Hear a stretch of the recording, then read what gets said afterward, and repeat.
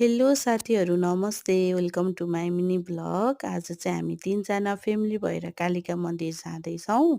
मन्दिर जाँदा चाहिँ बाटोमा यसरी फुल चढाउँदै चढाउँदै जानुपर्छ। त्यसपछि फाइनल्ली हामी चाहिँ पुग्यौँ कालिका मन्दिर। त्यहाँ चाहिँ यसो पूजापाठ सकेर टिका लगाउँदैछौँ हामी। उहाँले लगाइसकेपछि चाहिँ मेरो पालो आयो टिका लगाउने। टिका लगाइसकेपछि त्यो दानपेटिकामा चाहिँ हल्का पैसा चढाएर हामी चाहिँ थोरै फोटो भिडियो खिचौँ न भनेर फोटो खिच्न लाग्यौँ।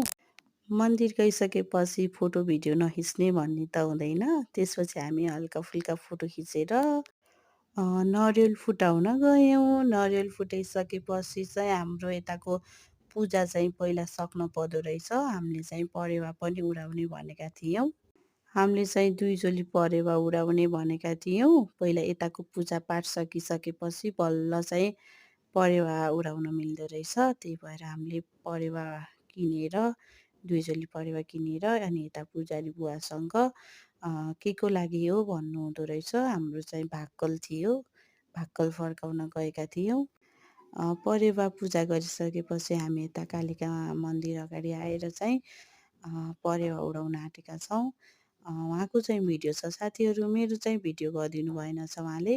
मोबाइल त देखाउनु भएको हो तर भिडियो अन गर्न भुल्नुभएछ। उहाँले हाते ताकेको सबै पुरा होस् मैले फेरि पनि भिडियो मार्फत भने।